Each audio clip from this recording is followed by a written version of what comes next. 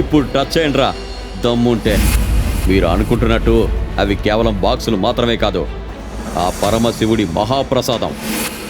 ఒకవేళ విజయ్ నిజంగా రాజవంశస్థుడే అయితే ఎందుకు సామాన్యుడిగా బతుకుతున్నాడు? అహం బ్రహ్మస్మి. రాత్రి 12 గంటల సమయంలో హైదరాబాద్ శివార్లలో బోరున వర్షం కురుస్తున్న సమయంలో పరశురాంపురం చెక్పోస్ట్ దగ్గర 2 పోలీసులు గస్తీ కాస్తూ ఉన్నారు. ఇంతలో అక్కడికి ఒక తెల్ల కారు వచ్చి ఆగింది. ఆ టైంలో ఎవరై ఉంటారు అని వాళ్ళు అనుకొని దగ్గరకు వెళ్లి గ్లాస్ విండో మీద కొట్టి చూడగా లోపల డ్రైవింగ్ సీట్లో ఉన్న వ్యక్తిని చూసి షాక్ అయ్యారు. ఎందుకంటే జెడ్ కేటగిరీ సెక్యూరిటీ లేకుండా కాలు కూడా బయట పెట్టని రాష్ట్ర ముఖ్యమంత్రి ఇప్పుడు ఇలా ఒక్కడే డ్రైవింగ్ చేసుకుంటూ ఇంత దూరం ఎందుకు వచ్చాడు అని. సార్, మీరు ఈ టైంలో? ఒక పర్సనల్ పని మీద వచ్చాను. ఇది రాష్ట్ర భవిష్యత్తుకి సంబంధించిన ఒక కాన్ఫిడెన్షియల్ మీటింగ్. నా వెనక మరొక కారు వస్తుంది. ఆపి చెకింగ్ పేరుతో టైం వేస్ట్ చేయకుండా డైరెక్ట్గా పంపించేయండి, సరేనా? సరే సార్, తప్పకుండా అని సెల్యూట్ చేస్తాడు. సీఎం ఒక డబ్బు కట్టవాడికి ఇచ్చి వెళ్ళిపోతాడు. ఇంతలో సరిగ్గా ఒక 15 నిమిషాలకి అక్కడికి మరొక కార్ వచ్చింది. సీఎం చెప్పిన కార్ అవ్వడంతో వాళ్ళు దాన్ని ఆపకుండా లోనికి పంపించేశారు. అలా ఆ కార్ సీఎం కార్ వెళ్లిన వైపే వెళ్తూ ఉంది. కొంత దూరం వెళ్లిన తర్వాత సీఎం ఒక పెద్ద పాడుబడిన ఇంటిలోకి వెళ్లి అక్కడ ఒక చీకటి గదిలో ఉన్న కొన్ని పెట్టెల దగ్గరకు వెళ్లి వాటి ఎదురుగా నిల్చొని ఉండగా వెనక కారులో నుండి కొంతమంది వ్యక్తులు దిగి సీఎం ఉన్న రూమ్ వైపుగా వెళ్తూ ఉంటారు. వాళ్ళొస్తున్న అలికిడి విని కనీసం వాళ్ళని కళ్లతో చూడకుండానే సీఎం, రండి మిస్టర్ ప్రిన్స్ విజయేంద్ర గారు, గత కొన్ని సంవత్సరాలుగా మీకోసం ఎదురు చూస్తున్న ఈ నిధిని మీరే ఓపెన్ చేయండి అని ఆహ్వానం పలుకుతున్నట్టుగా గట్టిగా అరుస్తూ పిలుస్తాడు. ఆ వ్యక్తులు నెమ్మదిగా కారిడార్ దాటి సీఎం ఉన్న రూమ్ దగ్గరికి వెళ్తూ ఉండగా ఇంతలో చెక్ పోస్ట్ దగ్గరకు మళ్లీ ఒక కార్ వచ్చింది. వెంటనే అక్కడ ఉన్న 2 కానిస్టేబుల్స్ ఆ కార్ దగ్గరకు వేగంగా వెళ్లి ఆపి, ఎవరు మీరు? ఏంటి, మేము వస్తున్నట్టు మీకు సీఎం చెప్పలేదా?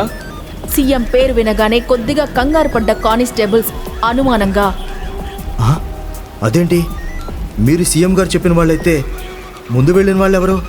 ఏంటి, మాకు సీఎంకి మధ్యలో వేరే వాళ్ళు వెళ్ళారా? మరి మీరు వాళ్ళని ఆపి చెక్ చేయలేదా అని అడుగుతాడు. ఇంతలో సీఎం ఉన్న రూమ్లోకి వెళ్తున్న వ్యక్తుల్లో ఒకడు ఒక పెద్ద కత్తి తీశాడు. మరోవైపు చెక్ పోస్ట్ దగ్గర, లేదు సార్, సీఎం గారే నెక్స్ట్ వచ్చే కార్ని చెక్ చేయకుండా పంపించమని చెప్పారు. అరే పిచ్చి మొహాలారా, సీఎం చెప్పింది మా గురించి. ఇప్పుడు అక్కడికి వెళ్ళింది సీఎం ఎవరో అటాక్ చేయడానికి అని అంటూ వెంటనే ఫోన్ తీసి సీఎం నంబర్కి కాల్ చేశాడు. ఇక్కడ బాక్సుల దగ్గర ఉన్న సీఎం ఫోన్ చూసి, ఇక్కడే ఉన్నాను కదా, ఇక్కడికిక్కడ ఫోన్ ఎందుకో అని అంటూ వెనక్కి తిరిగి చూడగా అక్కడ ఉన్నది సీఎం మనుషులు కాదు, ఎవరో కొంతమంది చైనా నుండి వచ్చిన రౌడీలు. ఇంతలో ఫోన్లో వ్యక్తి, సార్ డేంజర్, మీ వెనక వచ్చింది మేం కాదు అని చెప్తూ ఉండగా సీఎం అనుమానంతో కూడిన భయంతో, మరి ప్రిన్స్ అని అనగానే ఆ వ్యక్తి కార్ లోపలికి చూడగా ఒక వ్యక్తి లోపల బ్యాక్ సీట్లో ముసుగుతో కూర్చొని ఉంటాడు. ఈ సేఫ్ సార్ అని చెప్తూ ఉండగా వాడి గుండెలో ఎవరో బుల్లెట్ దించారు. ఆ గన్ షాట్స్ సౌండ్స్ సీఎంకి ఫోన్లో క్లియర్గా వినిపించి ఎదురుగా ఉన్న మనుషులను చూస్తూ కంగారుగా, ఎవరు మీరు, మీకేం కావాలి అని భయపడుతూ అడుగుతాడు. అప్పుడు వాళ్లల్లో ఒకడు, we want the powerful boxes అని అంటూ ఆ బాక్స్ వైపు చూపిస్తూ ఉంటాడు. వాడి మాటలకి కంగారు పడ్డ సీఎం, అసలు ఈ బాక్సుల గురించి వీళ్ళకెలా తెలుసుంటుంది అని మనసులో అనుకుంటూ, what boxes, there is nothing in that boxes అని అంటాడు. అప్పుడు ఆ రౌడీ తన పక్కన ఉన్న ఒకడికి సైగ చేయగా వాడు వెళ్లి సీఎంని పట్టుకొని తన్ని మోకాళ్లపై కూర్చోబెడతాడు. మరొకడిని ఆ బాక్స్ దగ్గరకు వెళ్లి తీసుకురమ్మన్నట్టుగా సైగ చేస్తాడు. వాడు డైరెక్ట్గా వెళ్లి అక్కడ ఉన్న 3 బాక్సుల్లో ఒకదాన్ని ముట్టుకోగానే అక్కడ ఎవరూ ఊహించని విధంగా ఒక భయంకరమైన సంఘటన జరిగింది. బాక్సుని వెళ్లి ముట్టుకున్న వ్యక్తి ముక్కలు ముక్కలు అయిపోయి ఒక్కొక్క పీస్ ఒక్కొక్క దగ్గర వెళ్లి పడ్డాయి. అది చూసి మిగిలిన వాళ్లంతా ఒక్కసారిగా షాక్ అయ్యి భయంతో చూస్తూ ఉండిపోతే అప్పటికే నేలపై మోకాళ్లపై కూర్చొని ఉన్న సీఎం గట్టిగా, ఇప్పుడు టచ్ చేయండి రా దమ్ముంటే. మీరు అనుకుంటున్నట్టు అవి కేవలం బాక్సులు మాత్రమే కాదు, అవి ఆ పరమశివుడి మహాప్రసాదం. అవి మీలాంటి నాలాంటి సామాన్యుల చేతిలో ఓపెన్ అవ్వవురా. అవి కేవలం శక్తి వంశస్థుల చేతిలోనే ఓపెన్ అవుతాయి అని గట్టిగా నవ్వుతూ చెప్తాడు. ఆ మాటలకి ఆ రౌడీకి కోపం వచ్చి, అందుకే కదా మా వాళ్ళు ఆ ప్రిన్స్ని కిడ్నాప్ చేసి తీసుకువస్తున్నారు. వాడు రాగానే వాడితోనే ఇవి ఓపెన్ చేయిస్తా అని అనగానే సీఎం మళ్ళీ గట్టిగా నవ్వుతూ, అరే పిచ్చోడా, ఇప్పుడు ఆ వంశస్థులు గత కొన్ని శతాబ్దాలుగా శాపగ్రస్తులై ఉన్నారు. సో స్వయంగా వాళ్లే వచ్చినా సరే ఇప్పుడు వీటిని తెరవలేరు. అండ్ మోర్ ఓవర్, మా వాళ్ళు తీసుకొస్తున్నది అసలైన శక్తి వంశస్థుడా కాదా అని ఇంకా మాకే తెలీదు. ఎప్పట్లాగానే ఒక సెన్స్ ఆఫ్ డౌట్తో ఒకరిని తీసుకుని వస్తున్నాం అని చెప్తాడు. ఇంతలో చెక్ పోస్ట్ దగ్గర నుండి ఆ రౌడీలు బంధించిన ముసుగు వ్యక్తిని తీసుకొని అక్కడికి వస్తారు. వాణ్ణి కూడా కొట్టి మోకాళ్లపై కూర్చోబెడతారు. అప్పుడు ఆ వ్యక్తి నోటికి ఉన్న ప్లాస్టర్ తీయగానే, రేయ్, నన్ను వదిలేయండి, నేను వెళ్ళాలి. నా భార్య ప్రాబ్లంలో ఉంది. నేను మీరనుకుంటున్న వ్యక్తిని కాదు, నన్ను వదిలేయండి. Then who are you? What is your name? Abhi కోపంగా అడగ్గా అతడు, నా పేరు విజయ్, నేనొక అనాథని. అంటూ తన గురించి చెప్పడం మొదలు పెడతాడు. నిజానికి విజయ్ ఎవరో, ఎక్కడి నుండి వచ్చాడో ఎవ్వరికీ తెలీదు. 3 ఏళ్ల క్రితం మిథున తాతయ్య వజ్రపాటి హరినారాయణ విజయ్ని ముంబైలో చూసి ఇంటికి తీసుకొచ్చి తన ముద్దుల మనవరాలైన మిథునకిచ్చి పెళ్లి చేసేందుకు నిర్ణయం తీసుకున్నాడు. తాతయ్య పైన ఉన్న ప్రేమ వల్ల మిథున ఈ పెళ్లికి అంగీకరించింది. కానీ అసలు ఈ విజయ్ ఎవరు, ఎందుకు వీళ్ళిద్దరికీ పెళ్లి చేశాడు అనేది చెప్పకుండానే హరినారాయణ చనిపోయాడు. ఆ తర్వాత గాయత్రీదేవి వజ్రపాటి ఫ్యామిలీని, వాళ్ల బిజినెస్ని టేక్ ఓవర్ చేసుకుంది. మిథున విజయ్ల పెళ్లంటే ఏమాత్రం ఇష్టం లేని గాయత్రీదేవి వీళ్లని ఇంటి నుండి వెళ్లగొట్టింది. అప్పటి నుండి ఈ కుటుంబాన్ని గట్టెక్కించడానికి తీవ్రంగా కష్టపడుతోంది మిథున.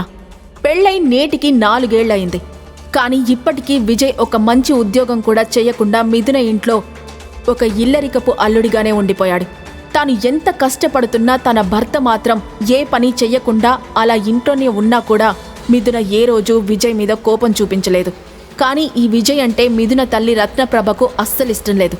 వీలు చిక్కినప్పుడల్లా అల్లుణ్ణి ఏదో ఒక మాట అంటూ చులకన చేస్తుంది. మరోపక్క మిథునకి కూడా విజయ్పై ఎలాంటి ఫీలింగ్స్ ఉండవు. పేరుకు మాత్రం భార్యాభర్తలుగా ఉంటారు. కానీ ఇప్పుడిప్పుడే వాళ్ళిద్దరి మధ్య కొద్దిగా సంబంధం పెరుగుతుంది అన్న సమయంలో మిథునకి ఒక సమస్య వచ్చి 30 లక్షలు అవసరమయ్యాయి. వాటి కోసం ఆమె వాళ్ళని వీళ్ళని అడుగుతూ ఇబ్బంది పడ్డం చూడలేక విజయ్ ఎవరికో ఒక్క ఫోన్ కాల్ చేసి అమౌంట్ గురించి మాట్లాడగానే ఆ ఒక్క కాల్ ఇంటెలిజెన్స్ వర్గాల నుండి స్టేట్ సీఎంతో పాటు ఇంటర్నేషనల్ డాన్స్ వరకు అందర్నీ కుదిపేసింది. తానొక సామాన్యుణ్ణి అని చెప్పిన విజయ్ డబ్బుల కోసం ఎవరికి కాల్ చేశాడు, ఎందుకు ఆ కాల్ ఇంటర్నేషనల్ లెవెల్లో ఉన్న వాళ్ళందరినీ ఇక్కడికి లాక్కొచ్చింది? అది తెలియాలంటే మనం ఈ కథలో ఇంకాస్త ముందుకు వెళ్ళాలి. నిజానికి విజయ్ కాల్ చేసింది ఒక సామాన్యమైన ఇంటికి కాదు, దేశంలో ఉన్న చాలా కొద్ది మంది రాజ కుటుంబీకులలో ఒకరైన శక్తి రాజవంశానికి చెందిన ఒక ప్యాలెస్కి. ఈ శక్తి వంశస్థులు తలుచుకుంటే ఈ ప్రపంచంలో ఉన్న దేన్నైనా వాళ్ల కాళ్ల దగ్గరకు తెచ్చుకోగలరు. ఎన్నో లక్షల కోట్ల విలువైన ఆస్తి వాళ్ల సొంతం. వాళ్ల పూర్వీకులు కొన్ని రహస్య ప్రదేశాల్లో ఉంచిన నిధులకు కాపలాగా నాగబంధాల్లాంటివి వేసి ఉంచేశారు. ఒక్క వాళ్ల కుటుంబంలోని వ్యక్తులు తప్ప వాటిని మరెవ్వరూ తెరవకుండా ఉండేలా కొన్ని శాసనాలు రాసి తాళపత్ర గ్రంథాల రూపంలో దాచి ఉంచేశారు. కానీ 16వ శతాబ్దంలో ఆ వంశానికి చెందిన ఒక రాజు స్త్రీ వ్యామోహంతో ఆమెకు కొన్ని గుప్త నిధులని కానుకగా ఇచ్చే ప్రయత్నంలో చేసిన ఒక్క పొరపాటు మొత్తం వంశానికే శాపంగా మారి అన్నీ శాశ్వతంగా మూతపడిపోయాయి. వాటి కోసమే ఇప్పుడు ఈ సీఎం కానీ ఆ చైనా నుండి వచ్చిన వాళ్ళు కానీ చాలా ప్రయత్నాలు చేస్తున్నారు. అందులో భాగంగానే ఇప్పుడు ఇలా విజయ్ని బంధించి తెచ్చారు. నువ్వు నార్మల్ వ్యక్తివి అయితే ఆ ప్యాలెస్కి ఎందుకు కాల్ చేశావో చెప్పు. నేను ఏ ప్యాలెస్కి కాల్ చేయలేదురా బాబు. నేను కేవలం నా ఫ్రెండ్ నెంబర్కి కాల్ చేస్తే అది ఎవరో రాంగ్ నెంబర్కి కనెక్ట్ అయిపోయింది అంతే అని చెప్తే ఆ మాటలు అస్సలు నమ్మని రౌడీ, నువ్వు మాటలతో అడిగితే నిజం చెప్పేలా లేవు, ఉండు నీ సంగతి చెప్తా అని చేతిలో ఉన్న ఒక రాడ్తో గట్టిగా తలపై పెట్టాడు. ఆ దెబ్బతో విజయ్ తల నుండి దారగా రక్తం కారుతూ అలా వెళ్లి అక్కడే ఉన్న ఒక బాక్స్కి తాకగానే ఒక్కసారిగా అక్కడి వాతావరణంలో ఒక విచిత్రమైన మార్పు ఏర్పడి ఆకాశంలో మెరుపులు వచ్చి ఆ బాక్సుపై పడి అక్కడ ఎవ్వరూ ఊహించని ఒక పెద్ద అద్భుతం జరిగింది. అది కళ్లతో చూస్తున్న వారందరికీ కళ్ళు పేలిపోతాయేమో అనే భయం ఏర్పడింది. ఇంతలో విజయ్ శరీరంలో కూడా ఏదో వింత మార్పు ఏర్పడి విజయ్ గట్టిగా నవ్వుతూ అహం బ్రహ్మస్మి అని గట్టిగా అరుస్తూ చెప్పాడు. అసలు అక్కడ జరిగిన అద్భుతం ఏంటి? అయితే విజయే ప్రిన్సా? అసలు ఆ వంశానికి ఉన్న శాపం ఏంటి? అది విజయ్ రక్తంతో పోయిందా? ఒకవేళ విజయ్ నిజంగా రాజవంశస్థుడే అయితే ఎందుకు సామాన్యుడిగా బతుకుతున్నాడు? ఇప్పుడు విజయ్లో వచ్చిన మార్పుల వల్ల ఎవరికైనా ఏదైనా ప్రమాదం జరగబోతుందా? అసలు ఆ బాక్సుల్లో ఉన్న రహస్యాలు ఏంటి? ఈ ప్రశ్నలకు సమాధానాలు తెలుసుకోవాలంటే నెక్స్ట్ ఎపిసోడ్ వినాల్సిందే. క్రింద ఇచ్చిన లింక్ ని క్లిక్ చేసి పాకెట్ ఎఫ్ఎం యాప్ ని ఇన్స్టాల్ చేసుకోండి. Stay tuned to Pocket FM.